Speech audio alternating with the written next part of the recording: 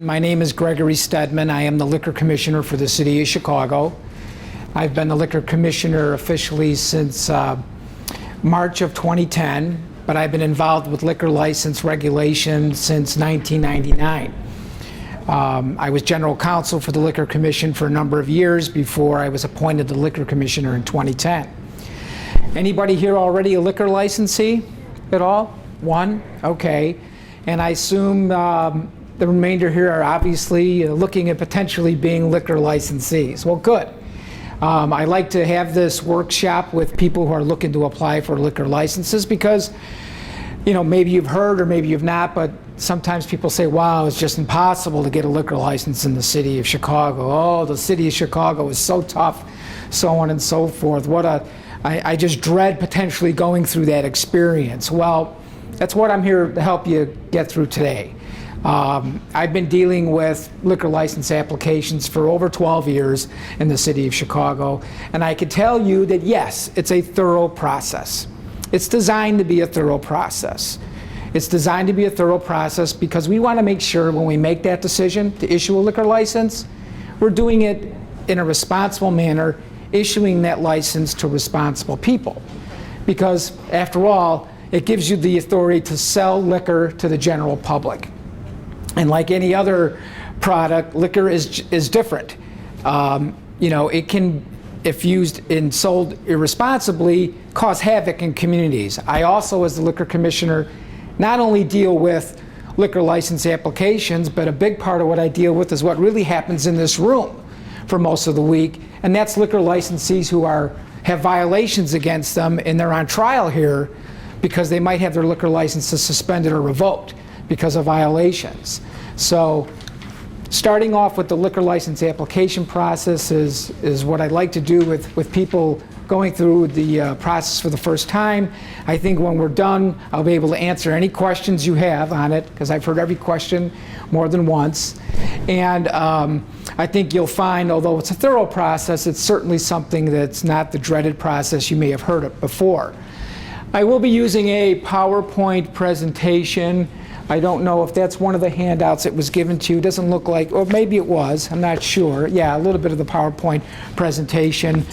I could talk about liquor licenses for 8 hours straight. I'll be honest with you. The area of liquor licenses and the application process could, you know, I could teach a class on it. I really, really could. We don't have that time today, so this is going to be a high-level discussion. However, I am available to answer any specific questions you might have. So let's get going, and if you have any questions, you don't have to wait to the very end. If you have a question during the presentation, just let me know. But I'll try to follow through the PowerPoint. I'll probably go off it a little bit, just through my own normal comments, but this helps me stay a little bit on track. Like I already mentioned, the liquor license application process is thorough to ensure that only responsible business owners are granted the privilege of obtaining a liquor license. When you apply for a liquor license in the city of Chicago, we ask you to provide us detailed information on the ownership of the business and your finances. We want to know where the money's coming from.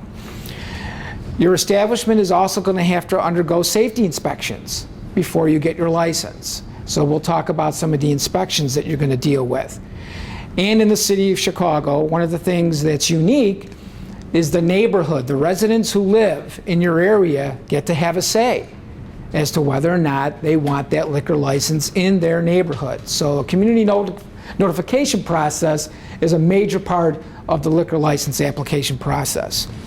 One of the things we're going to be stressing a lot today is doing your homework before you apply for a liquor license, because one of the biggest problems I see with new applicants is they don't realize you might not be able to get a liquor license at the place that you want to.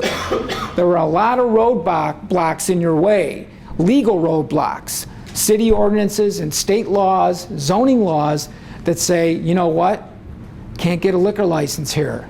Did you already sign a lease? Did you already pay for a license fee and you didn't know? You can't get a liquor license? Wow, that's a big mess, right? So one of the things we'll talk about a lot here is educating you guys on some of the things you need to know about up front so that you don't run into that problem. things like 100 feet to school, church, hospital, daycare, home for the aged, indigent, or library. A number of those different areas will come up. Okay, step one, getting started. Everything starts here on the 8th floor at City Hall, room 800. This is where you will meet with one of my hospitality business consultants. As the liquor commissioner, I run the hospitality division of this department, which deals with all liquor licenses and all public place of amusement licenses. Obviously, if you're applying for a liquor license and you also need a food or other type of license, we handle that as well. But my division pretty much handles, you know, liquor licenses and PPAs and any other incidental licenses you may need. The first thing you do is you schedule an intake appointment here at BACP. And you can do that by, the best way to do that is to call 312-74-GO-BIZ, which you see up on the screen up there. That will get you to our call center, and we'll have someone from the hospitality unit call you back and set you up with an appointment to see one of our hospitality business consultants. Right now, we're probably running, we're busy. And it's probably 2 to 3 weeks to get an appointment to see one of my hospitality business consultants right now. So, you know, plan ahead, knowing that. You already know something that most people don't know by being here, that we're already potentially 2 or 3 weeks behind on appointments. So when you want to come in, know that that's going to be a wait right now. You can also walk in, obviously, but if you walk in, you run the risk of, you know, who's ahead of you in that line. So you could have a much longer wait here if you try to walk in, especially if there's other people who are already scheduled to go before you. So I recommend you try to do an appointment as best you can. Okay. Step 2, are you in a restricted area? Let's talk about some of the things that are going to prevent you from getting a liquor license. Several types of restrictions that prohibit the issuance of a liquor license. Dry precincts. In the city of Chicago, we have things that are called dry precincts. Under state law, a community can vote a precinct dry. There's many, many, many, many dry precincts in the city of Chicago. Some of them have been around for decades. Okay, they go way back to 1934 when Prohibition ended and liquor licenses were issued again in the city of Chicago. The state legislature allowed communities to vote precincts dry. And ever since 1934 up until now, every general election, you may see a vote dry referendum on a ballot when you are going in the vote. And that's a neighborhood that's looking to vote a precinct dry. So if you're looking at a place to rent, you want to know what precinct and what ward are you in. And you want to find out if that's dry. One of the ways you do that is by asking one of my business consultants. We will tell you if that precinct is dry. We have that information. It's held by the Chicago Board of Elections. They keep the record on all dry precincts in the city of Chicago. Moratorium areas. What are moratorium areas? Yes? What percentage do you need to have a dry precinct? Is it 51% or? Well, actually to vote a precinct dry, you can also vote a precinct wet. So you know, and a lot of that's happening in the city over the last few years. People are now voting precincts back wet again. But under state law, if 25% of the registered voters who live in a precinct sign a petition to vote a precinct wet or dry, that's enough to get the question on the ballot at the general election. So it'll be on the ballot. And of course, on election day, you need 51%, right? On election day. And when you vote a precinct dry, sometimes the liquor establishments that are involved in that vote dry will appeal that through the court system, and sometimes they won't. If they won't, the typical effect of a vote dry will occur 30 days after the election. But in many cases that I've been involved with, there have been court battles over vote dry precincts, and it's taken 3 or 4 years before the community has ultimately won, going through the appellate court, finally ruling that the vote dry process was a valid process. Pardon me? There's no grandfathering? No. There is no grandfathering when it comes to voting a precinct dry. Yes? You've got businesses there that have liquor license. Will they have to then move elsewhere? They're gone. Bye-bye. They're gone. When you vote a precinct dry, obviously, one of the problems with voting a precinct dry in the city of Chicago is many communities have one bad liquor store, but they have a good restaurant or a good packaged goods place nearby. If they're in the same precinct and you decide to vote that precinct completely dry of alcohol, The good go with the bad. So the bad place goes away, and so does the Dominic's or the CVS packaged goods, and so does the restaurant's liquor license. They all go. So when I see vote drives occur in the city of Chicago, it's really the community's last resort. They've been battling for years to try to get an establishment to be responsible. And they don't want to vote their precinct dry because they know what the effect that'll have. But eventually they get to the point where they have nothing else they can do. The problems are just so pervasive in the area that voting the precinct dry is the only thing they can do. Now, once a precinct is voted dry, you have to wait 48 months before you can vote it wet again, so 4 years. So it doesn't mean it's forever dry. If the community feels after a 4-year period that, you know what, we got rid of all the old problems, it's been 4 years, and we'd like to maybe vote the precinct wet again, they can do that. And then by voting the precinct wet, there's other additional tools that a community can use going forward to monitor and kind of control the type of liquor establishments that come into their community. And we'll talk about that a little bit as well. But moratorium areas are something that are ward-based, and they're put down by the local alderman in each ward. What's a moratorium? I can spend 3 hours talking about moratoriums by themselves, but I can't do that. What basically moratoriums are, if there's one, moratoriums are banning certain types of liquor licenses in a neighborhood. One of the most obvious ones is packaged goods licenses. A moratorium will prevent a packaged goods license coming in on a certain street or area in a ward. The other type of moratorium is called consumption on premise moratorium. And basically that means a place where you sit down to drink. However, there's exceptions to those. And one of those is a restaurant. So if a local alderman gets complaints from a community that, hey, we've got too many packaged goods licenses, or we've got too many of these tavern establishments or bars opening up in the area, or nightclubs that are causing problems, they can go to city council and pass a moratorium. The smallest they can put down is 2 blocks. They can put it bigger than 2 blocks, but the smallest they can put it down is 2 blocks. And when that moratorium gets passed by city council, it prevents any new packaged goods or consumption on premise license from coming in to that community unless the alderman lifts that moratorium to allow it to come in. So That was my question, and you just answered it. Now, can the alderman lift a dry precinct? no. Not dry, only? No, don't confuse moratoriums with dry precincts. Dry precincts are state law. That's the state law that allows a community to vote a precinct dry in an election year, okay? Moratoriums are city of Chicago law that allows a local alderman to take bits and pieces of his neighborhood, 2-block pieces at the smallest, and say, no more licenses of this type here, here, here, and here because of problems in our neighborhood. Now, if those problems go away because of those moratoriums, or there's somebody we really like coming in, like a very good, packaged goods store, maybe a Binny's or some big place like that, I can lift it to allow that business to come in. But many aldermen don't want to lift moratoriums because the rules are, once I lift it as an alderman, I can't put it back down again for 1 year from the date of that lift. So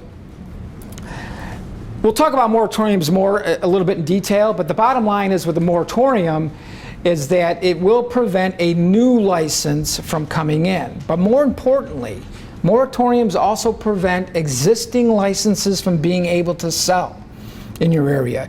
So let's say I have a packaged goods store on a block in a ward in the city of Chicago, and that alderman puts a packaged goods moratorium on my block.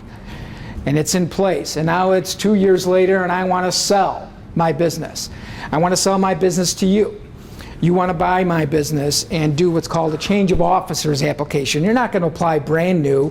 You're going to take my corporation, which exists currently right now, the ABC Corporation, and you're going to buy it.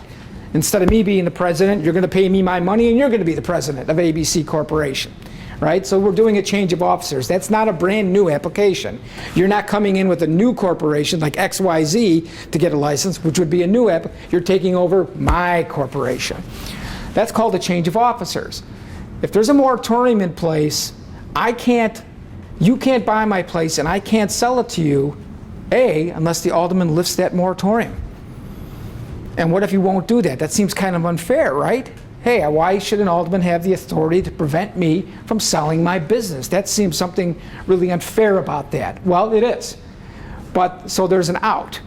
The out is if the alderman won't lift that moratorium for my business to sell to you, the other option is you can go to the community that's around me, and if you can get 51% of the registered voters who live within 500 feet to sign a petition that they're comfortable with that transfer of that sale to me to you, and I submit that petition to the Liquor Commission, that petition can overcome that moratorium ban and the sale of our business can occur. Would that be voters within the last election, or? That's voters from the last election, that's correct.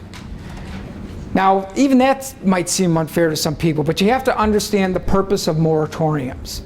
What is the purpose of a moratorium? The purpose is that over time, licenses will reduce in that area. They get placed on because there's too many licenses to begin with. So what will happen over time with the moratorium, if a block has 7 packaged goods stores on it, over time there'll be 6, maybe 5, and 4, and 3. Over time, as businesses either can't sell because we can't get the petition, I might have to either go out of business or whatever, or if I do go out of business and somebody new wants to come in, they can't. So that store ends up turning into something else besides a liquor store. So that's how moratoriums work. How do you find out if there's a moratorium in your ward? You ask one of my business consultants. They will tell you if there's a moratorium in your ward. And we'll talk about the exceptions to the moratoriums, because there are some exceptions that are critical. Like a big one is restaurants. There's no moratorium on restaurants in the city of Chicago. So if you want to come in and open up a restaurant, regardless if there's a moratorium there, that's an exception to the rule. So the moratoriums are only packaged goods and taverns? Well, we call it a tavern moratorium because that's the type of business that it mostly affects. But technically, it's called a consumption on premise moratorium, with the exceptions being restaurants, banquet halls, theaters, sports stadiums, things like that. So when you take out all those exceptions, what's left? Taverns, for the most part. So if you're a tavern operation, yes, that moratorium is going to affect you. So if you want to get a tavern liquor license in the city of Chicago and there's a consumption on premise moratorium, you're not going to be able to get one. So that's the type of business that ends up mostly affecting. But it's not the only type. We call it consumption on premise because, for instance, if there's a bowling alley there that has a incidental license to its PPA license for the bowling activity, that's also going to be subject to the moratorium because it's not an exception. It's not a restaurant. It's not a theater. It's not a banquet hall. Since it's not one of the exceptions, the fact that I want to buy that bowling alley that doesn't have a tavern license is going to be affected by the moratorium because it's not an exception. So, yes. You discussed selling a business, your business, existing business, to somebody else under the moratorium. We're in a situation where a moratorium has been lifted in the building that we're in, and another business owns a packaged goods store. We are planning on expanding into that space when they move, but we're not buying their business. So the moratorium is still lifted, but we need to go through the application process as our own business. We can't just adopt all of what they've set up. That's correct. When I say new applications, I don't talk about expansions, but expansions are new applications. If you expand your existing business in the city of Chicago, we treat that as a brand new application. So if you're in a moratorium and you're not a restaurant, you're not one of the exceptions, and you want to expand in a moratorium, you're not going to be able to do so unless it gets lifted. Okay? It's still lifted right now. That's good, that's fine. But if it's not lifted, you're not going to be able to expand because why? What's the intent of the moratorium? To reduce, not expand licenses. That's what it's there for. Thank you. Is that also true for, if there's a moratorium and it's a restaurant, are you still able to sell at that restaurant? Yes, not a problem. No problem. Gotcha. And, you know, again, I could talk 8 hours about liquor licenses, but one of the real problems I have in the city of Chicago is the so-called restaurant that's not really a restaurant, right? It's coming in to be a restaurant because it doesn't want to be subject to the moratorium. It's coming in to be a restaurant because the zoning allows restaurants, but they intend from day one to being a bar, a nightclub, or tavern. And so they're trying to pull the wool over the city's eyes. That's a problem I have citywide with restaurants operating as illegal taverns. And we do a lot of work at the application end and the front end to trying to really figure out if you're trying to scam us as to being, are you really a restaurant? And you will get denied by me if you go through my my very careful checklist of rooting out the person that's trying to tell me they're a restaurant when I know they're not a restaurant. Why isn't it more cut and dry? Like 40% has to be, or 60% has to be food. It doesn't seem like it's very defined. Because it's very difficult. It's very difficult. I've had dozens of conversations over the years with the industry people about what is a restaurant in the city of Chicago. And some people say, well, based on our ordinances right now, your primary activity is supposed to be the sale of food if you're a restaurant, right? That's your primary activity. Well, what does that mean? 51%? 52%? Well, even if we say it's 51%, is that really realistic in the city of Chicago? I mean, have you ever been to if you go to one of these expensive restaurants, your bottle of wine is going to be more than your meal. Yeah. Right? So you're going to pay $100 for a bottle of wine and your meal's $50. Is that place a tavern? Because your liquor sales were more than your food sales. No. So many of your finer dining establishments in the city of Chicago are selling more liquor than food. And if we were to use that standard against them, we'd revoke all their licenses and say you're illegal taverns. And you just can't do that. So do we use percentages of sales versus food and liquor as a factor? Yes, we do. But we have to look at a multitude of other factors to determine whether or not, in fact, you're an illegal tavern. How are you holding yourself out to the community? What are you saying to people on your website? What's the advertisements on the front of your building? When our undercover police officers go in, can they get a meal? Do you have a menu? When we inspect your kitchen, is it empty? There's no food in the refrigerator. So we go through a number of different factors to look at before we make a final determination as to whether or not you're legitimately a restaurant versus a tavern. Because just the mere fact of sales figures alone can be deceiving. So, okay, let's talk about what under state law is going to prevent you from getting a liquor license. The 100-foot rule is going to stop you from getting a liquor license in the city of Chicago. State law says that me as the liquor commissioner cannot issue any type of liquor license if you're within 100 feet of a school, church, library, hospital, home for the aged or indigent. Okay? So how do you know that? Well, part of it is you got to look around when you're out there, okay? When you're looking at your place and you're thinking about signing a lease, which is going to legally hold you liable for making rent payments, you need to know up front what's going to stop me from getting a liquor license. Is there a school across the street, a church, a library? Are these things there? Is there a hospital, a home for the aged or indigent? If you got questions, you can always call our department and ask. Because the way things operate right now at our limited resources, we're going to meet with you. We can tell you up front by looking at maps if you're in a moratorium, if you're in a dry precinct. The maps necessarily online right now are not going to tell us if there happens to be a church there. Google Maps is not going to necessarily tell us if a church moved in 6 months ago, and that the maps might be old, okay? Or if a library was built.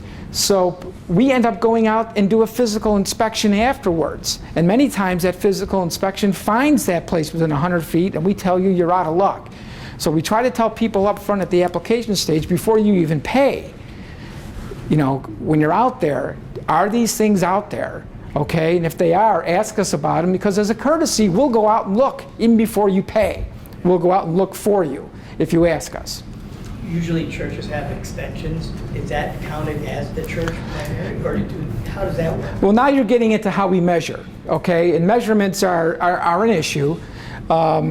When you measure for a church, you have to measure from the nearest property line of the liquor establishment to the nearest part of the building where worship services are being held. Okay? So if there happens to be in some churches a rectory or a social center or something where worship services are, we have to go beyond that to the actual closest part of the building where worship services are being held. It's different for a school. School's a much more restrictive measurement. We measure from the closest property line of the liquor establishment to the closest property line of the school. So if that property line happens to be a parking lot where the teachers park their cars, we go to the parking lot, not to the actual building itself. So schools are much more restrictive under our measurements. Okay? So, but obviously that's the type of thing that can knock you out of the box, because no liquor license can be issued if you're within 100 feet. Yes? What if one of those things opens after you already established? Then you're grandfathered in. You're grandfathered in. However, You're grandfathered in, but you're only going to be able to sell your business and do a change of officers application from then on, because if I want to buy your business and now there's a school across the street, I can only buy your corporation. I can't come in as a new corporation. If your corporation has got a couple of sale of minors on it, where you've paid fines or been suspended before, I have to take that over. It might not be worth as much as you think it's going to be worth, because I have to buy the warts on your corporation now that you put on there. I can't come in brand new, because if I come in brand new, I'm going to get denied. The grandfather disappears. Okay? So those are things you need to know. Yes? I understand why you would protect schools, daycare centers, aged people, and so on, but just, if you don't mind, a quick note on the logic of why you wouldn't want an alcohol establishment near a hospital or a church. Well, the church stuff goes back, and it goes back many, many years. But the hospital and the churches, a lot of it is noise related, okay? A lot of it is loitering related as well. There's many liquor establishments in the city of Chicago that, believe it or not, have quite a few people out there at 7 o'clock in the morning waiting to drink, okay? And if people are going to services at 7 o'clock in the morning and they got to wade through a bunch of people standing there with liquor bottles in their hands, those are problems, okay? Hospitals, you got patients that are trying to, that need quiet. That's why for a PPA license, you can't get one within 200 feet of a hospital, because PPAs are noise. So that's basically the thinking behind that. But you did bring up something here that should have been corrected. There's an error in this presentation that I asked to be removed. Daycare centers are no longer part of the 100-foot rule. Yes. Daycare centers have been removed. You can get a liquor license right next door to a daycare center. So you drop off your kid, you go right next door and have a drink if you want to. Not a problem. So State law changed? no, that actually was city law that changed, and that happened several years ago. There used to be a prohibition in the liquor code that said you couldn't get a liquor license within 400 feet of a daycare. It was actually 400 feet. And that was repealed several years ago. So when I saw it in these materials, sometimes people get daycare centers confused with schools. And so they say school's a daycare center's a school. And so it ends up in some of the translation sometimes as a daycare center, but your traditional daycare centers, which are not teaching a curriculum and they're there just those, there's no prohibition on liquor licenses next to those. The strange thing is you can't get a tobacco license next to a daycare center, but you can get a liquor license next to a daycare center. So, zoning regulations. It's last on the list, but it's really the first thing you're going to deal with when you're applying for your license. Is zoning. When you meet with one of my business consultants, and we custom make your application for you. So we just don't give you a boilerplate application. You sit down and they have a conversation with you. Where's the location? Where's it at? What are you doing? They have questions they'll ask you back and forth, and then based on those questions and answers, we determine what kind of licenses you need. And the system determines, what questions you need to answer on the application. And so one of the things we're going to tell you up front is, besides if you're in a dry precinct or if you're in a moratorium, we're going to tell you, hey, here's what zone you're in. Certain zones in the city of Chicago will not allow any liquor licenses. Other ones will allow liquor licenses, but only certain types. Okay, and other ones will only allow those liquor licenses if you get like a special use, it's called, from the zoning board to allow that to come in. So zoning is the very first step, because zoning looks at how you can use your building. Can I use it as a tavern? Can I use it as a restaurant? Can I use it as a grocery store? Can I use it as a liquor store? How am I going to use that building? That's what zoning is going to look at. Depending on what zoning you're in, it may be that a grocery store is allowed there, but not a liquor store. Okay? It could be that a restaurant's okay, but not a tavern. Okay? It could be that there's no problem. They're all allowed in that zoning. So we're going to tell you what zone you're in, but we're going to send your application immediately up electronically to the zoning department to have them review what you want to do, and we wait for zoning to approve you. And we will not take your payment for your application until they do approve you. So although we'll give you your application that day and all your document checklists and everything and say, here you go, here's what you need to fill out and read and everything and get back to us, but we're not going to let you pay until zoning says you have been approved. Okay, so, because that's a big one. If zoning says you can't do what you're doing, we're not going to take your money. So, again, we'll deal with that up front. Would zoning approve you if there's a moratorium? Zoning could very well approve you if there's a moratorium, but we will tell you up front if there's a moratorium. We won't even take your application at that point if there's a moratorium. We will tell you what to do to get the moratorium potentially lifted, how to do that right. You continue the process. Before you continue the process. If there's anything that just knocks you completely out of the box, we're not going to waste the time safe for us. creating an application. Correct. Right. Correct. All right. Okay, we're talking about zoning review, and that's why it's last, because it goes right into step 3 here, which makes sense. Okay. To begin the liquor license application process, the applicant is required to complete the written application. The applicant should also be prepared to submit a detailed floor and business site plan to the business consultant. Why is that? We need a site plan and a floor plan of your business location so we can send that to zoning. Zoning looks at that. They're not out there looking inside your building to see what it looks like. They have to look at your floor plan and your site plan to see how you want to use that building.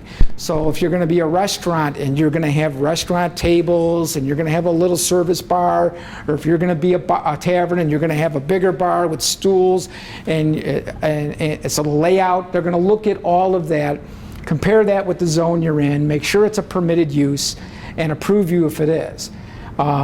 If they don't approve you, or because it's not a permitted use, they will tell us that. They will also tell us if you might be able to get in if you can get what's called a special use, and that's basically that you are denied, but you can appeal that decision to what's called a zoning board of appeals, who will look at your situation, determine whether or not for some legal reason you should be able to operate there. Okay, maybe there's a pre-existing what's called non-conforming use that you're entitled to have, or something along those lines that allows you to get in, even though under normal circumstances you would not be permitted. But all that, again, is told to you up front before you have to pay. The Department of Zoning will review your application, floor, and site plans to determine if the liquor sales are allowed at your business location. You can review the zoning classification of your business location at that website. So the zoning map is online. Many of you already see or nodding, you know that the zoning map is online. You can pop in your address, it's going to bring up your zone. You may not know exactly what that zone means, what are the permitted uses and the non-permitted uses, and obviously we can answer those questions for you as well, but you'll at least get to see what zone you're in. I mean, if you're in a residential zone, you're not going to get a liquor license, okay? The city years ago prohibits liquor licenses unless you're long been since grandfathered in residential zones. That's why you don't see neighborhood taverns anymore in the city of Chicago. They've all disappeared because of zoning. Zoning no longer permits taverns in residential neighborhoods, so the ones that have been there 100 years and are still there get to stay, but as soon as they close and go away, nobody else is coming in new. And over the decades, they disappear. Okay? Will that site show the moratorium dry, or no? No, that's just zoning. We do have a link on our site online, so you know, for both moratorium and vote dry areas. If you get on our website, and we have a link to the Vote Dry Moratorium module. You click on that, put in your address, a map will come up with a legend to the right-hand side, which will tell you, what's an area looks like if it's voted dry, if it's a packaged goods moratorium, if it's a consumption goods moratorium, and it actually gives you the numbers in the code, because every moratorium is listed in the municipal code. 4-60 of the city liquor is the city liquor ordinance, 4-60.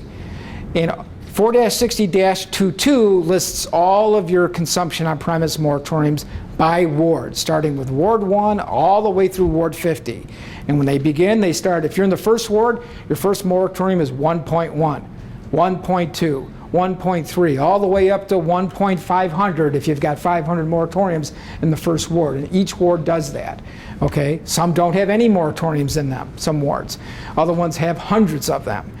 But so if you got a consumption on premise license and you know what ward you're going to be in, and it's pretty much alphabetical by street, you can look in the code to see if there's a moratorium there. The easier way is asking my business consultant. We pop it in the computer and you know it very quickly. But if you want to go online, section 4-60022 is consumption on premise, 4-60023 are your packaged goods moratoriums. Again, they start with the first ward, go all the way through to the 50th ward. Big section of the code just lists them all. Okay. Okay. Filing the application. Okay, let's talk about step 4. Once the applicant has secured zoning approval, the applicant file their application with us and pay your fees. We won't take your payment until zoning has approved. We're going to be talking about timelines now, okay? Timelines are critical. It can be a little bit confusing because there's different timelines. There's a timeline on you, there's a timeline on me, and there's a timeline for the community to respond. And all three of those timelines can interlock with each other, be flowing during the exact same time. So sometimes it can be a little bit confusing. So we'll try to clear that up as much as we can. Okay, the date the applicant files their application is known as the application file date. The applicant will have 30 days from their application file date to submit all applicable documents. So when you come in with your application and say, I'm ready to file, we might say, okay, give us what you got here. You're missing a few things. Where's your lease? Okay, where's this document? Where's this document? You're missing a few documents. So your application is not complete. Okay, you've got 30 days now to get us those documents back. It's on you. That first 30 days is on you. We're telling you what's missing in your application. Okay, we're reviewing it up front, checking off that document checklist, and you might have missed something. You might have everything, which is great. Then you don't have to worry about it. But if you're missing something, we tell you what you're missing, and we say you got 30 days to get it back to us. So that's all on you. If you miss that 30-day date, your application will go into suspense, and it's going to cost you $500 to get it out. Okay? So you don't want to be spending that extra $500. You want to make sure you get back with what we need within 30 days. The business consultant will provide the applicant a list of all required documents, schedule all required inspections, and prepare all required public notifications, including notice to all legal voters registered within 250 feet. Okay, we'll talk about that right now. So, once you get us a completed application and we're happy with what you've got for us now, we will mark your application complete. Once we've got your application complete, okay, from that date, I have 60 days to make your decision, okay? 60 days, once your application is marked complete. Also, once you submit your application and you've had zoning approval, we're gonna take your payment. Now your application might not be complete yet, because remember, I've already told you might be missing a couple documents, but we'll take your payment.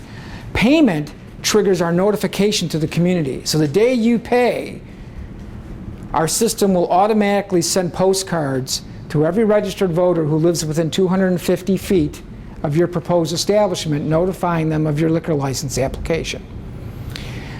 We also will send notice in the Chicago Sun-Times. It'll be posted in there. You will be required to put a lime-colored sticker on the front of your premise notifying passerbys that there's a liquor license application at your premises. We will send notice to the local alderman of your liquor license application, and we will send notice to the local police commander of your liquor license application. Everybody has 45 days who gets notice to respond. And that's a 45-day deadline that is never broken. So even though you've submitted everything on day one, you've paid, we don't need anything else from you. And we send out the notice to everybody, and within 30 days, the inspection teams have come out, and your place is fantastic. They need to see you once. You've passed everything with your inspections. There's nothing else to be done except get your liquor license, but only 30 days of the 45 days have gone by, you're not getting your license. You're not getting your license until that 45-day period has expired, okay? I've had many instances where people we're all set to go, and we're planning grand openings for their establishments, and they were on day 40 of a 45-day deadline and said, no, you can't get your liquor license until the 46th day has come by. That happened to Michael Jordan several years ago. He was ready to open up his place on LaSalle Street many, many years ago, and he was on day 40. We told him, no, you don't open up until day 46. So, okay, let's move on here. What happens during the, after you've paid, again, we've sent out the notice to the community. The 45-day time period is going. During that time period, not only are we waiting for any response from the community, but we're also scheduling your task force inspections. What are your task force inspections? They're your public safety inspections done by the health department, the building department, and the fire department. Okay, they have to come out and look at your place and make sure it's safe for the general public to be able to go in there. So, in most cases, you're probably taking over an existing space. I'll talk about construction when you're doing new construction in a minute. But in most cases I deal with, you're taking over an existing space. They're going to come out there and check to make sure, you know, the place is safe, you know, from the building perspective, the fire department, and the health department. And what we do is we talk to you. We say to you, when are you ready to be inspected? We're just not going to send them out on the day you don't know. We talk to you and say, we do these task force inspections every day of the week on Tuesdays and Thursdays. So when are you ready to have those three task force groups come out?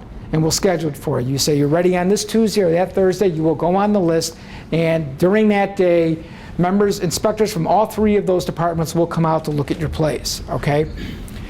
Hopefully you don't have any issues.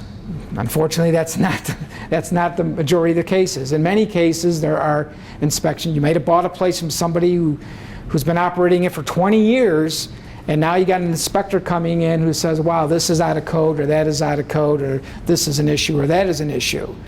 So you may have inspection issues when you're inspected.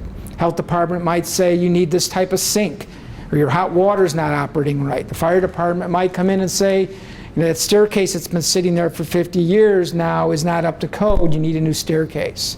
The building department might come out and say that ventilation unit, or that electrical, or that plumbing that you have is a problem, okay? And you're gonna have to get those items fixed before you can get your liquor license. Hopefully that's not the case, but I've seen many cases where that happens, okay? It's usually going to be more expense on your part. It may delay things a little bit, but it's a necessary part of the process. We want to make sure that the establishments pass safety inspections. Background check. You're going to have to go through a fingerprint background check. Who gets fingerprinted in your business?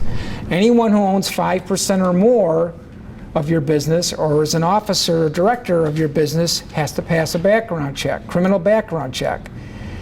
Okay, you can't be a convicted felon in the state of Illinois and get a liquor license unless you've been rehabilitated. Okay, you can't be someone who has been previously revoked of a liquor license and get another one. You can't be a Chicago police officer and get a liquor license in the city of Chicago. Okay, you can't be an elected official and get a liquor license in the city of Chicago. No alderman can hold a liquor license in the city of Chicago. Okay, so there's a background check. We're looking for eligibility. Are you eligible to hold a liquor license? Okay, we do the fingerprinting right here. It's real convenient. It's live scan, no more of the ink stuff and so on and so forth. You put your hand on our computer live scan system. It automatically sends your prints to the state police, who automatically sends them to the FBI. And we usually get results within 24 hours unless there's some sort of thing that needs to be researched. And that's not the majority of problems. Yes? Is that true for owners who live outside of Illinois as well? Yep. People who live outside of Illinois are going to have to submit to us fingerprint cards. So we send them the fingerprint cards. Or we tell them, go to your local law enforcement agency that has the fingerprint cards, get your prints taken, and send them to us. We then forward them on to the Illinois State Police.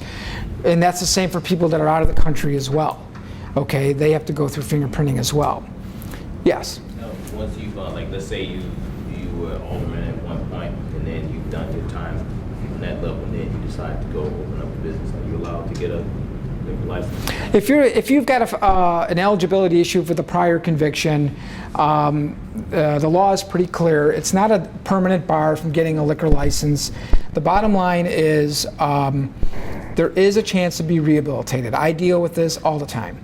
I have people that have made mistakes. Go ahead. I mean, but if you were an alderman. Oh, if you were an alderman. Yes. Yes, and But then, no longer? right, and then you're no longer an alderman. Then you can apply, yeah, then you can apply for a liquor license, absolutely. When Alderman Tunney no longer is an alderman in the 44th Ward and he wants his liquor license back at St. Andrews, he could have it. But when he became an alderman, he had to give it to me, okay? So, he always likes to remind me of that all the time, so. But, Grandfather there. no grandfather there at all, so. But again, for people that have got previous convictions, there's a rehabilitation process we do. There's an informal process for convictions that are 10 years or more older.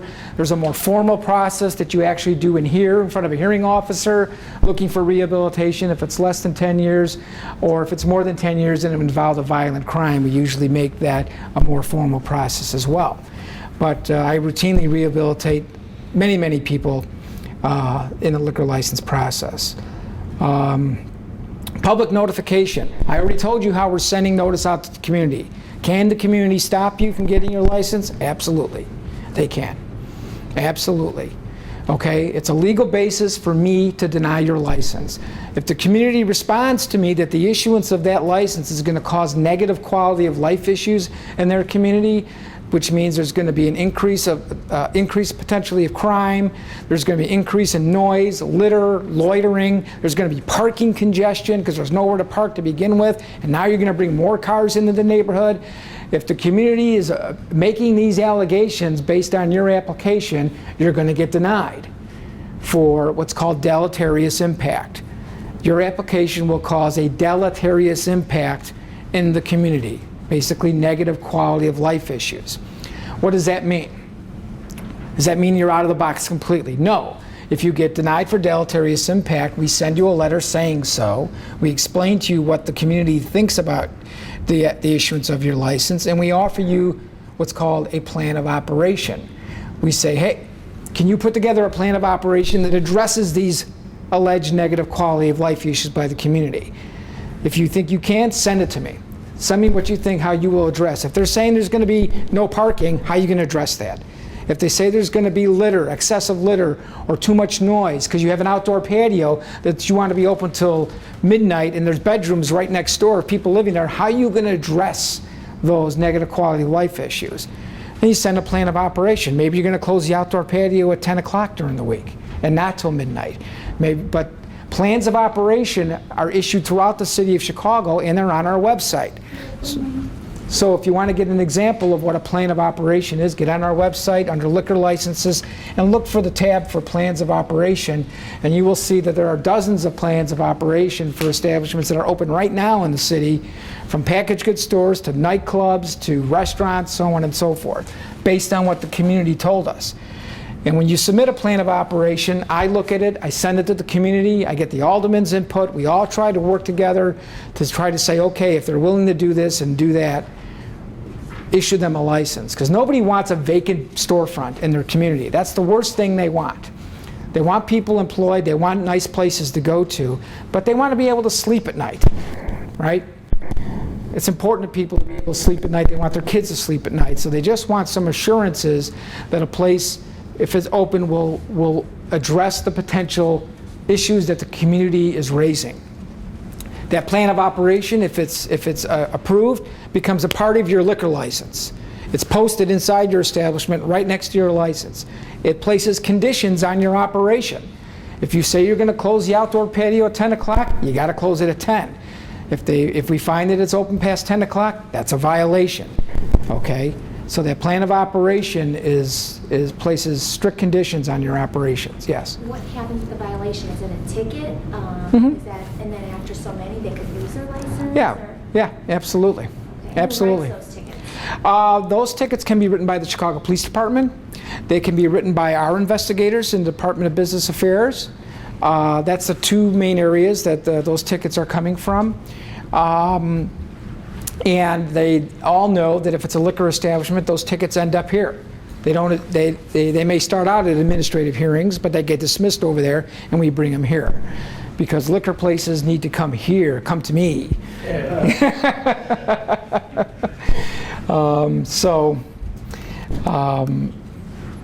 So that's why a plan of operation is you've agreed to operate in this way so that you can open up your business and be a neighbor in this community. So we hold you to those strict requirements of that plan. Okay. If we can't agree on a plan, if you say, hey, I'm not agreeing to a plan, I think the community's crazy, I don't think their issues are justified, then your denial will become final, and you can always appeal a denial to what's called the License Appeal Commission, which is a 3-member panel, state-appointed panel, which reviews every decision that's appealed where I deny a liquor license, and they will have a hearing to determine whether or not my decision to deny you was right or wrong, and if they think it was wrong, they'll reverse me. Okay? I might appeal them to court and take them up if I don't agree with them, but in many cases, if they reverse me because of community issues, it's because the community couldn't make their case at their hearing. The community is forced to go into the License Appeal Commission under these type of denials, and they got to prove their case. Okay, they got to show the License Appeal Commission why issuing this license would cause negative quality of life issues. And if they can't make the case in front of the License Appeal Commission, I'm going to get reversed, and I'm not going to appeal that. Because if I give the community their day in court and they can't make their case, then it should end right there and the license should get issued. Okay? Does that happen frequently? Does that happen frequently that you actually take it to the license? Oh yeah, it happens quite. Ever since we implemented the plan of operation, not as frequently because many places end up opening up on plans of operation where. How long has that been in place? That's been in place since 2007. Yeah, 2007. And prior to 2007, every single case would go to the License Appeal Commission. And in any case where the community didn't show to testify or showed up and just said, you know, never been in the place, but we just hate liquor because it's against our whatever, religion or beliefs, that's not going to fly. You know, that stuff's not going to fly. So they're going to get reversed. So. Any luck getting plans of operations for existing liquor licensees? Yes, and existing liquor licensees is more on the regulatory end of what I do, what I told you about getting in trouble in here. You can be revoked if you're a public nuisance, and that's another seminar that I could do if you're a bad business in the neighborhood. There is a process that we put bad businesses through in an attempt to make them good businesses, and if they fail through that process, the end result is they can be revoked. But in the last-ditch effort to save them, we may put them into a plan of operation and say, you have to work toward this plan. If you can't do it, then the revocation is going to take effect.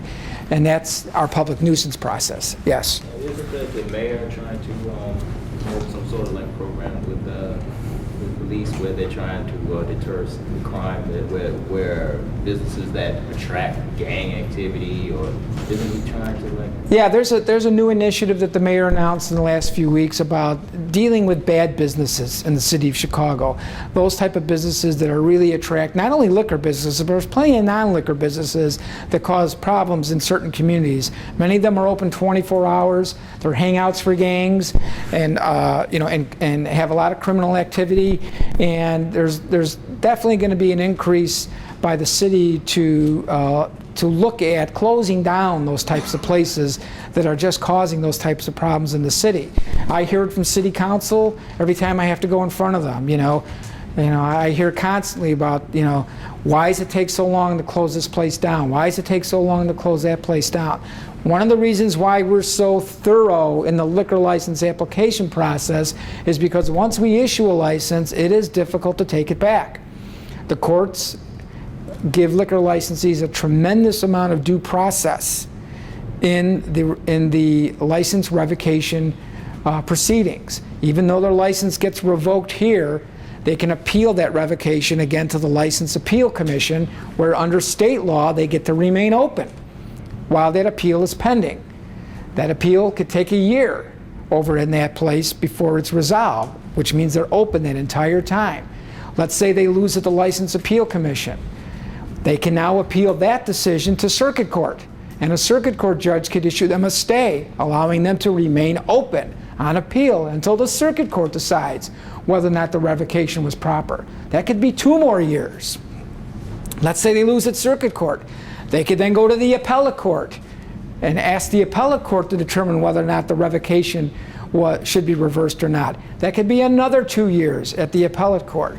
So 4 or 5 years in some cases could go by after we revoke the license in this very room right here, which is why we'd rather be tougher on the front end and more thorough on the front end to say no than spend potentially years in litigation to get a license back that's causing huge problems in the community. That's why you see vote dries, okay? That's why you see communities vote dry, because even if they win here, this place is still open for years and years and years afterwards in a community. Why put up with that? Why show up here and testify and do all the work as a community when the due process allows the business to stay open for years and years afterwards? Why don't we just vote the precinct dry? So, some of the frustrations that I deal with. Other application steps. We talked about public notification, submitting required documents. We are going to have some documents that are absolutely required. You're going to have to disclose your finances to us, okay? We want to know where your money's coming from to open up this business. We want to make sure that money's coming from legitimate sources. I don't need a story in the front of the Sun-Times that say that I issued a liquor license to so-and-so who got their money from Al Capone. Okay, that's not going to be good for me, okay, when I got to talk to the mayor about why you issued that liquor license. So we make you disclose your finances by giving us a financial disclosure form, showing us where the money's coming from. If you've got a money lender, someone who's gifting you money, that person's going to have to pass a background check. Okay, so even somebody who's a money lender to you, other than a financial institution, I'm talking about a relative or someone who's giving you money. You know, we want to make sure that that person's not trying to just hide behind the scene as a true owner of the business, okay? That they're actually somebody who's eligible for the license as well. You're going to have to do a personal history form telling us where you worked before, so on and so forth. If we see that you were involved with other liquor establishments, maybe in a suburb or something like that, we're going to contact that suburb. You owned a bar in Naperville. We're going to contact the Naperville authorities and find out what kind of a operation did you have there in their suburb at, you know, when you had a business there. So, and step 9 is, you had a question? Just with like the personal history forms, again, that applies to people that own over 5%. That's correct. Yeah, not everybody. Now, when you say not everybody, I will tell you this. We do have a full disclosure requirement in the city of Chicago. So even though you have investors that own less than 5%, you're going to have to tell us who they are. So that's a full disclosure requirement. They're not going to have to go through a background check or do a personal history form or go through all that, but we need to know their name, their address, and the percentage of the ownership that they hold in your business. So if they only hold 0.5%, fine, but we need to know who they are. Okay, so you're going to be required to disclose fully your ownership of your business. Step 9, which is my review of your application. Okay, so you met your 30-day deadline on your part. You submitted your application, which triggered the 60-day deadline on my part, right, to make a decision. So within that 60 days, a lot of things are going on.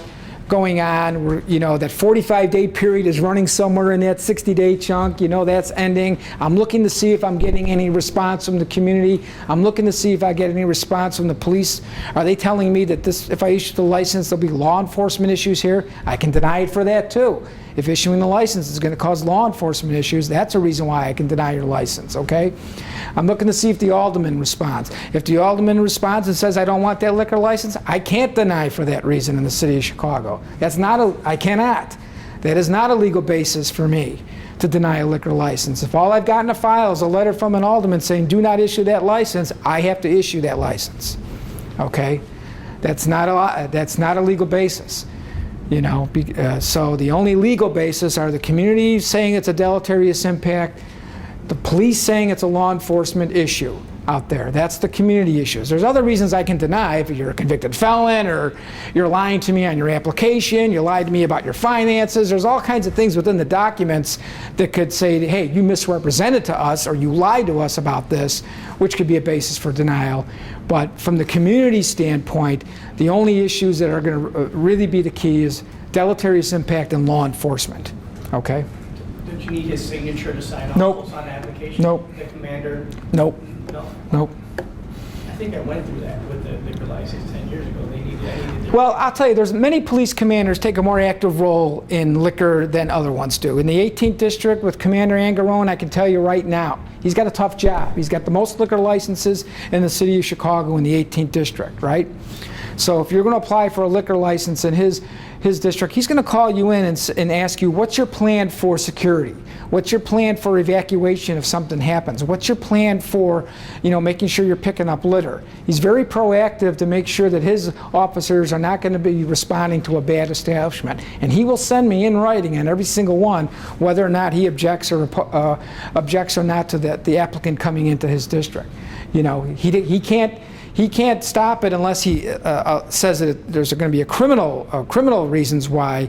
But he'll still tell me that he's met with the applicant and he finds no reasons to object to it. So, what's the typical demonstrated, maybe public objection that would disqualify? I would say that, when I look at from the community responses, I look at a number of things. I look at how many registered voters that we notified within 250 feet. I look at the number of letters I got in response to the numbers of people that we sent out. But even if it's not that many letters, I look at where do these people who sent me letters live in relation to the proposed business establishment. Do their bedroom windows open up right outside the place? Or are they, 500 feet down the street? I look at what the letters say. I'm just against liquor because it's against my beliefs. That's not going to fly.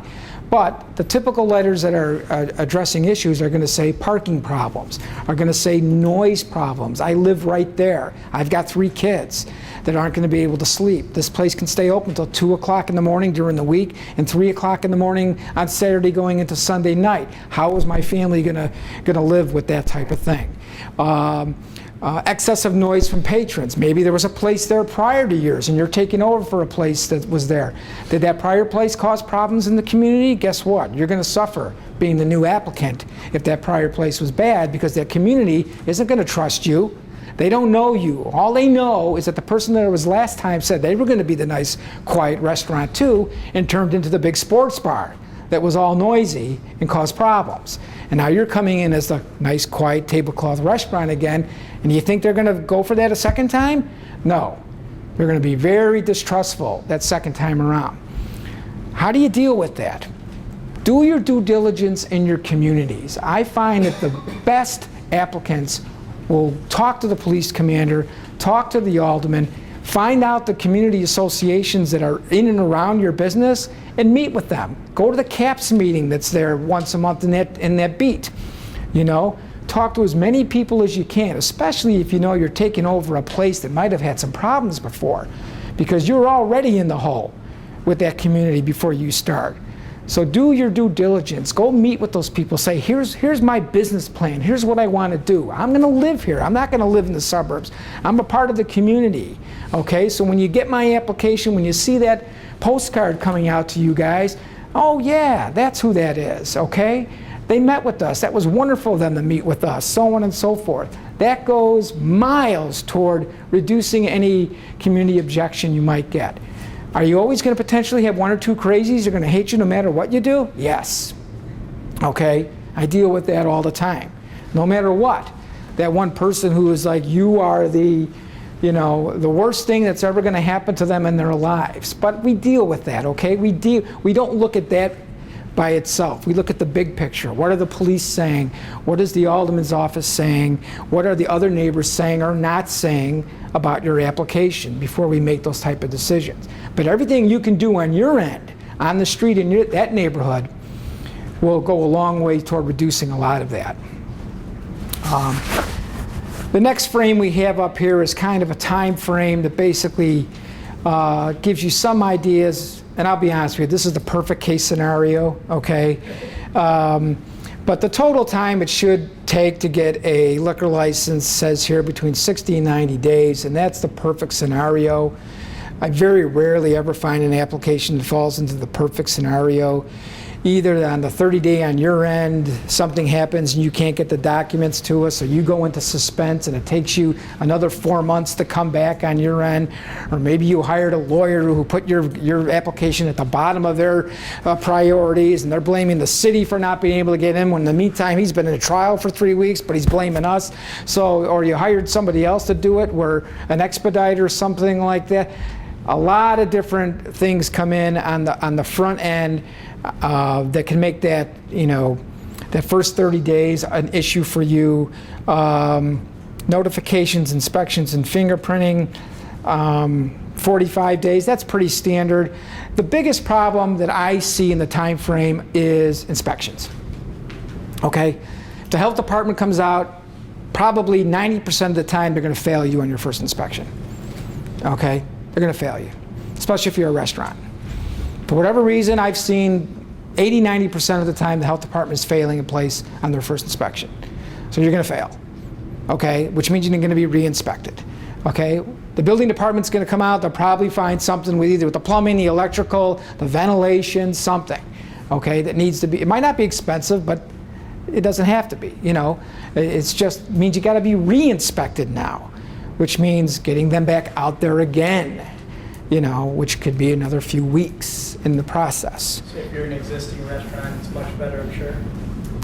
If you're an existing restaurant, you're taking over an existing restaurant, that guy that operated there for 10, 15 years might have all kinds of problems, as it turns out. If you're just open, how about if you're open as a restaurant first and just decide to get a Liquor license? now? Yeah, you're probably going to be in a much better situation.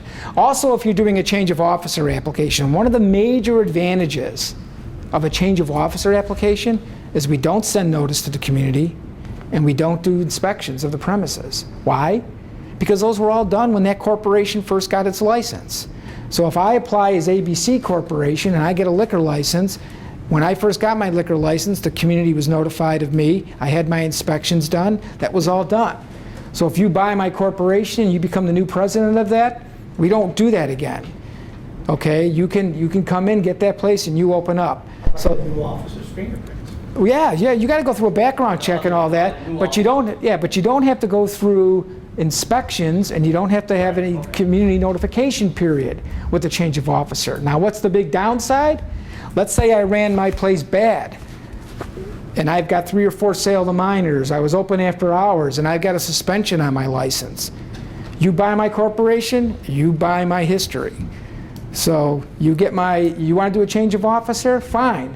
But you have those sale to minors, you have that suspension, you have all those fines. They're now yours. You pay me my money, I go away. All those prior hits on that license belong to you. And God forbid, if the following week you open, you sell alcohol to a minor, we treat you just like you've been doing it all along. So now you're looking at a 30-day suspension instead of a fine, because that place, we look at the corporation as a whole. Yes? How do you obtain that information? Is it typically FOIA? Yeah, that's typically FOIA. We keep all that information here. That's not a problem. Anytime you want to, if you're interested in purchasing a corporation or an LLC that has a liquor license and you want to find their license disciplinary history, just submit the request in writing and you can get it from us. That's not a problem. Yeah. The only good thing about it is if I'm selling you my corporation with those hits, the price I'm asking is not going to be as good as it might have been without those hits. So, okay. Restrictions, special regulations. Again, we talked about zoning, dry areas, liquor moratorium districts. Again, some of the exceptions on moratoriums, again, we'll talk about real quick. We talked about churches, homes, schools, libraries. Oh, proximity to other taverns. We haven't talked about that. There is a city ordinance that says that in a B3 zone in the city of Chicago, a tavern license cannot be issued within 400 feet of another tavern license. So if you're interested in opening up a tavern in the city of Chicago, and B3 zones are pretty much the only place, well, B3s, anything residential or B2 or B1, they're not allowed anyways, but Bs and Cs they are. But in a B3 zone, you can't be within 400 feet of another existing tavern, okay? So that's something you need to know for those of you who might be looking at the tavern operation in the city of Chicago. Moratorium objectives, I talked about that. We're freezing the number of licenses and taverns in a clearly defined area to limit how moratorium licenses are transferred from one person to the other. I spoke about that already. Moratorium license types, I talked about packaged goods, and the other types of on-premises licenses that are affected by moratoriums are taverns, entertainment venues, bowling alleys, coffee houses potentially. We also have a thing in the city of Chicago called a late-hour liquor license moratorium. You know, in the city, you can apply for a separate late-hour license to be open till 4 o'clock in the morning during the week and 5 o'clock in the morning on Saturday going into Sunday. It's a separate license. There's a separate application process for it. It does require a petition from the community. You know, we really look at those type of applications extremely close because of the potential they can cause in an area. Certain wards have said, I don't want any more late-hour licenses in our ward. So back then it was then Alderman Nateris in the 42nd Ward. He was the first alderman to introduce the late-hour moratorium ordinance, passed it for the 42nd Ward, and since then you can see a number of other wards have jumped on that ban, so no new late-hour licenses right now in the city of Chicago can be issued in the wards that you see there.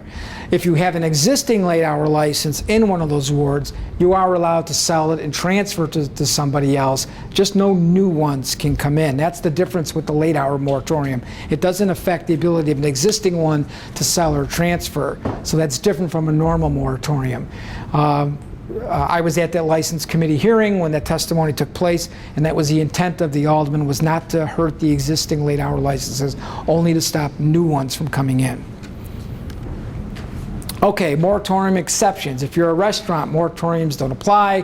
If you're a sports stadium, of course, a moratorium doesn't apply. If you're a banquet hall, ice rink, or a Navy pier, moratorium exceptions don't apply. The other one that's not here is theaters with fixed seating. Moratoriums don't apply. The biggest issue I have, of course, as I discussed, is the restaurant. You know, are they trying to get around the moratorium? Again, moratoriums must cover at least 2 blocks, have to identify the type of license.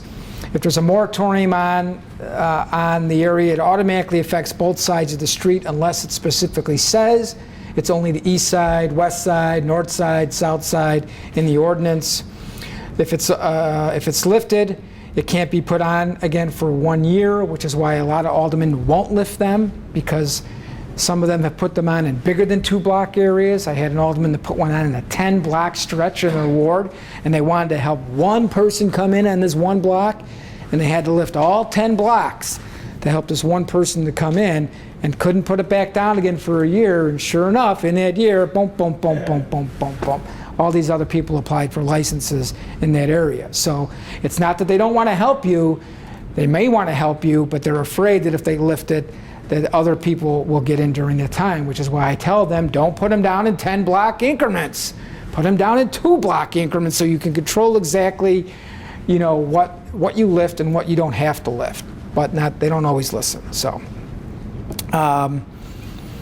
moratorium has got to be lifted the same way it's placed. That's the other issue I get. Oh, I've got a moratorium on this 2 blocks, and I've got another moratorium on this 4 blocks, but on the 4 blocks, I only want to lift the 2 blocks and leave it. No, no, no. If you put it down in 4 blocks, it's got to come up in 4 blocks. That's the way it goes. If a moratorium does get placed, it doesn't take effect for 6 months. So if you apply before that 6-month period expires, you're good. Okay? Obviously, if you've got a pending application, you're already good. If your application's pending and they put so an alderman can't stop you. If they find out about your application and run in the city council, put a moratorium down, they can't do that. Okay? They can't do that. They can't stop you that way. They actually can't stop you within the first 6 months after they put it down either. So I talked about existing applications are not affected. And when an ordinance putting a moratorium is introduced at City Council, anyone who has a liquor license in that potentially affected moratorium has to be notified, okay, of that moratorium coming in. So you get notice. If you've got a packaged goods store, you will get notice that there's a moratorium coming down. Okay.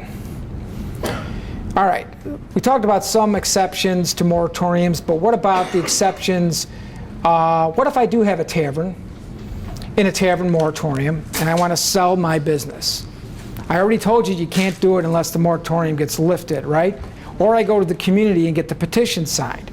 Again, that's only when I want to sell. Moratorium will stop a new one coming in, but I want to sell, and it also affects that. Are there any exceptions to that part? Yes. Okay, now we're talking about selling. If I want to sell to my spouse, okay, I can do that, and that's fine. If I want to transfer the license to a parent or one of my natural child, I can do that as well. The moratorium rules are not going to affect interfamily sales of the business. You're not going to lose your business because all of a sudden a father wants to leave it to his kids, okay? Or a husband wants to sell it to his wife or his daughter, okay? The moratoriums are not going to affect those type of family relationships. If I have a will, okay, and I want to leave my corporation to somebody in a will, the moratorium is going to allow that to take place. So if I left my, business to you in my will and you want to apply, the moratorium is not going to affect you. You'll be able to apply for a license there. Somebody who already owns ownership. If you and I are 50-50 owners and I want to get out and you're taking over my 50%, that's fine. The moratorium is going to allow us to sell internally amongst partners and owners and won't affect that, okay? All right. Any other person acquiring the business with community approval. That's the petition process. The only time where the transfer is going to take place if I want to sell to somebody completely unrelated to me, who's not an owner, a co-owner, who's not someone in my will, who's not within my immediate family. It's only when I'm selling to somebody completely unrelated, a third-party transaction like that, it's going to be stopped unless the alderman lifts it for me or I get the petitions from the community to allow that transfer to take place. So, okay. All right. So that is the overview of the process. There's a lot of other areas I didn't have time to go into with you guys, but I'm certainly available to answer any questions you might have at this point about anything. Oh, one of the things I didn't talk about that I wanted to is, what if you're building a restaurant or you're building an establishment and you're worried about laying out all this money for construction and then you might not be able to get the liquor license, right? That's a concern, I don't want to build a restaurant for $2 million and find out that the community doesn't want it, or that I'm 100 feet from a church after I build it out. We have something called the conditional approval process for people that are building out new premises, okay? So what we do is you basically go through the entire process and get approved before you have to spend money to build out your premises. So you will get zoning approval based on just site plans and floor plans that you are created. You'll go through the application process. We'll even send notice to the community before the place is built, informing them that this is coming in as a build, and if there's any problems, you'll know about that beforehand. You'll be fingerprinted. You go through the whole process, okay? Nothing happens, we'll give you a letter approving you conditionally. Now you do your build out. Okay, now when you're done with your build out, you've got to pass your safety inspections. So we call it conditional approval. You are approved conditioned on you passing your inspections. And you got a year to do it. So once we give you that approval, you've got that's good for 1 year to build out your establishment, get the inspecting teams out there, pass your inspections, and then we give you the license, okay? That way, at least you know up front that you've passed all the liquor commission hoops, if you will, before you had to do any construction costs. And that's what we do for you on a build out. So, any questions? Yes? Could you, I asked case-specific questions, but you didn't reference anything. Can you talk about the caterer's license, which incorporates the form of an alcohol? Yeah. Caterer's license in the city of Chicago is basically for two types of companies. A company that is solely involved in the catering of food, that's what they do, or a restaurant that has a catering component of food. A caterer's liquor license is not a license to cater liquor. A caterer's liquor license is issued to a food catering company or a restaurant that caters food primarily to an event, and liquor is allowed incidental to be catered along with it. It is not a license to cater liquor by itself. That is not what it's for. So if you have a caterer's liquor license, you must be catering events that are food-based primary events, okay? And that liquor is also provided as a secondary component of that.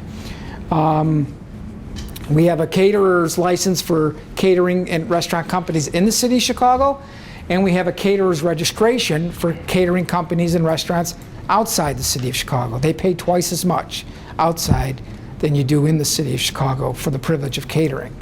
So yes. Are there any federal regulations that we have to look out for? Not when it comes to the local liquor licensing. I will tell you that once you're approved by me, you also have to get a state liquor license to operate in the city of Chicago. You need 2 liquor licenses. You need Chicago and state of Illinois to operate. Why do you need the state of Illinois? Because you can't buy liquor without a state of Illinois liquor license, okay? You have to buy liquor from your distributors. Distributors require you to have a state liquor license before they will sell to you. So when you are approved by me, you literally walk your license over to the State Liquor Commission and they'll hand you a state license because they know we do all the heavy lifting on our end here. We've done all the background checks. We've done all the looking at you. So they may probably have a 1.5-page application you fill out. You show them your city liquor license. They'll print you out your state one the same day. Now you can contact your wholesaler, distributors, and make arrangements to buy the liquor that you need to sell in your establishment. But federal regulations, there may be, obviously taxes and things like that, but from a liquor perspective, no, I don't deal with anything on that end. Now, what if you're successful as a on the local level, and then you want to expand? Like, let's say you want to start making your own alcohol, like you get some land or something. It's a good question.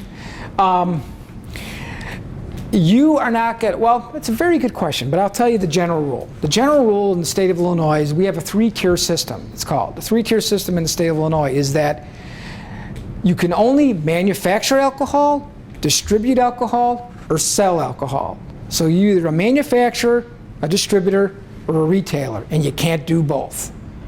So if you're a retailer, you can't distribute and you can't manufacture. If you're a manufacturer, you can't distribute and you can't be a retailer. You have to be one of those 3 tiers. And a manufacturer can only sell to a distributor, and the distributor can only sell to a retailer, and the retailer sells to the general public.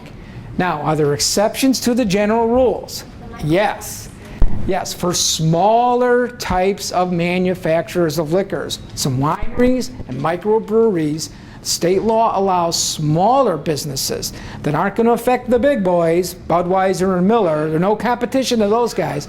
So if you're going to be, Goose Island or Koval, which is the brand new distillery in the city of Chicago, and you're only going to produce a limited quantities, you will be allowed to manufacture and have retail privileges under state law, okay?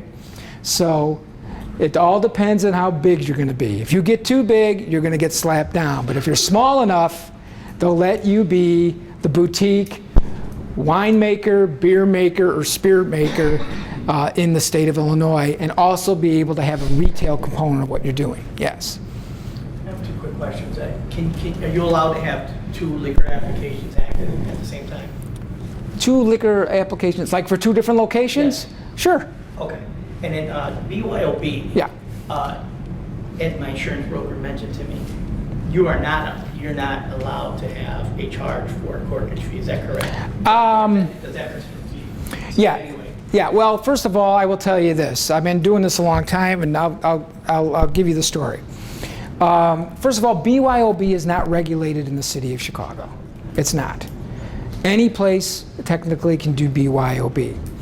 Now, BYOB, in my opinion, is designed, the intent behind it is for restaurants. You're supposed to be able to go in and have a nice meal and bring in your bottle of wine or beer or whatever you like to drink with it. So it's designed for the person that goes to a restaurant, is consuming their alcohol with food, okay? To me, the intent behind it is not to bring alcohol to a shoe store and sit there and drink booze while you're trying on shoes, or to a hair salon and drink there while you're getting your hair done where there's no component with food. However, that has expanded quite often to those type of establishments in the city of Chicago, and there's no regulations preventing that from happening right now. There may be shortly, but right now there's not. So BYOB is not regulated currently in the city of Chicago. What was your other part? He mentioned to me that. Yes. When I first came to the Liquor Commission many years ago, I argued that charging a corkage fee was illegal at a BYOB because in my opinion, charging a corkage fee meant that the owners of the establishment were handling the alcohol, taking it from the patron, handling it, and making money off the service of pouring the alcohol, which, when you look at the definition of what a sale is under the State Liquor Control Act, it's extremely broad. The definition of what is considered a sale, very broad. It basically says the transfer of liquor from one person to the other, even without money, can be considered a sale. That's how broad it is. So I argued that charging a corkage fee for that should be operating without a liquor license and should be prohibited. When we've charged the first couple of places with that, we lost those cases. The courts didn't agree with us.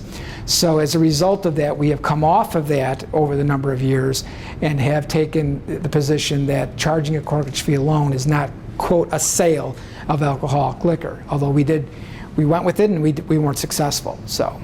So you won't get fined? No, you shouldn't get fined you shouldn't get fined for that. But why anybody would charge a corkage fee and come back to a place that does that is beyond me. I wouldn't go to a place that does that, yeah. Did you mention anything about a special permit at all? For example, if you're not licensed in any one of the categories, but you wanted to sell beer at the carnival or Yeah, the church? I can talk about that. I can talk about that real quick. The only way you can get a special event liquor license to sell alcohol at an event in the city of Chicago is if you're a non-for-profit agency. Okay, you have to be a non-for-profit. I get them every day. Churches come to me every day asking for special event liquor licenses so they can sell liquor at their church fundraising functions every week. You know, this church or that place or so on and so forth. And it allows them to have the privilege of selling alcohol for a short period of time for that purpose of, you know, fundraising activities, so on and so forth. So you have to be, it's actually a state license. It's not a city of Chicago license. Yeah. It's a state license that requires local approval. So even though you get the application from the state and the state actually issues you the license, the application has to be approved by me if it's in the city of Chicago. It goes from across the street over here then? Correct. So that's called the special event liquor license. It's for non-for-profits. There is something called a special use permit for for-profit companies that's under state law that allows for-profit companies to go off of their premises and to sell their alcohol at an event, But in the city of Chicago, that is not allowed unless the event is approved by the Mayor's Office of Special Events. So if you're a for-profit entity and you happen to be involved with one of the Mayor's Office Special Events, whether it's Taste of Chicago or one of these neighborhood festivals that goes through the Mayor's Office and is designated a special event, then we will sign off and approve you as a for-profit agency to participate in that, the sale of alcohol off of your premises. We will not allow you to do it unless it's been designated a special event and if it's indoors, for-profit. What about city property versus Park District property? Well, city property versus Park District property, you're getting into an area that's very complicated. Okay. No sale of alcohol can take place on any property owned by a local municipality unless it's accepted by state statute or local ordinance.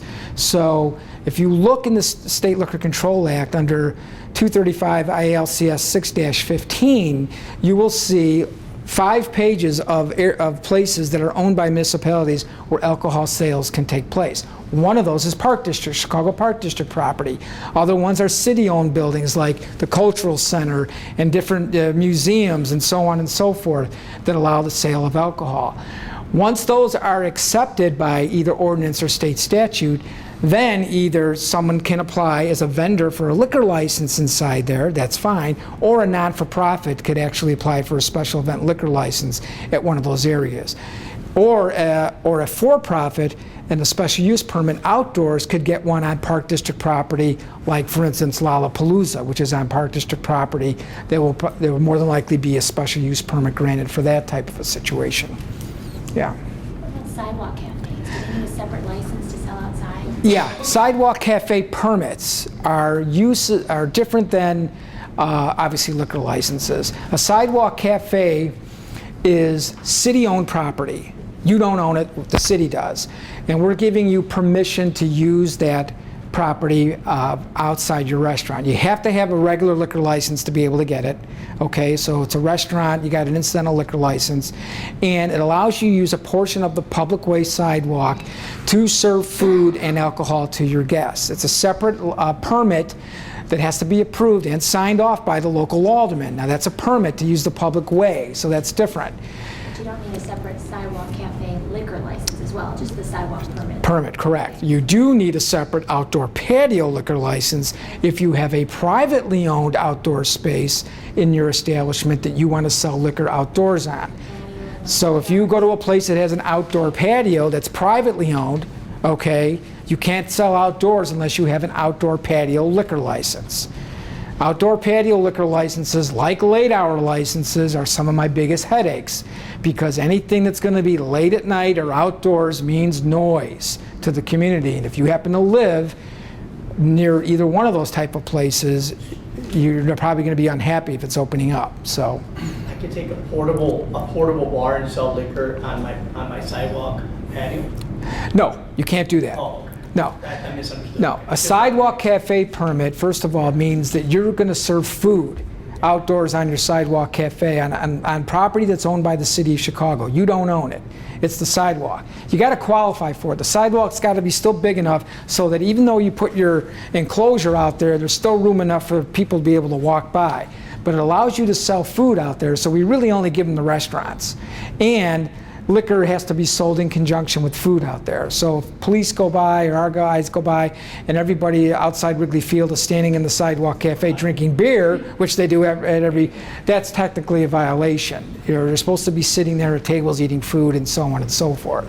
But sometimes the rules apply differently around Wrigley Field, so. Yeah, it does. Yeah. Does the moratorium or the dry precincts affect whether or not you can BYOB? Great question. That's a very good question.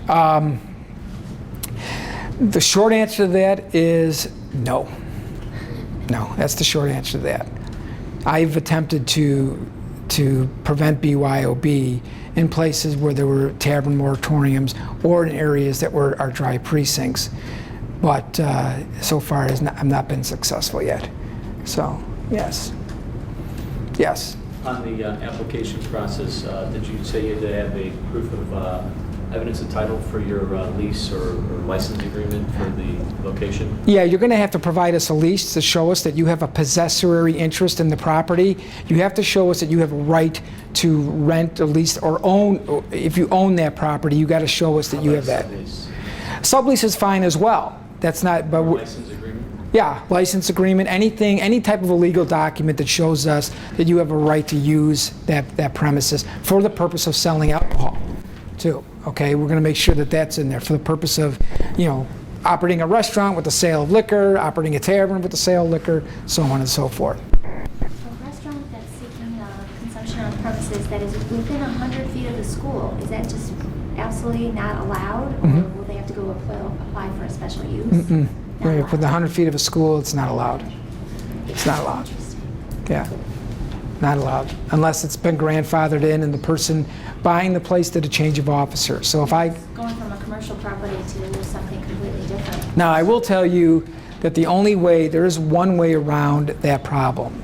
And the only way around that problem is to go down to Springfield and have the state legislature pass an exception for that property. And if you go into the Liquor Control Act, and this is section 235 ILC 6-11, you will see the 100-foot rule, and then you will, which is only about this big, and then you will see 8 pages of exceptions to the 100-foot rule written in by the state legislature to a number of different places throughout the state, including Chicago.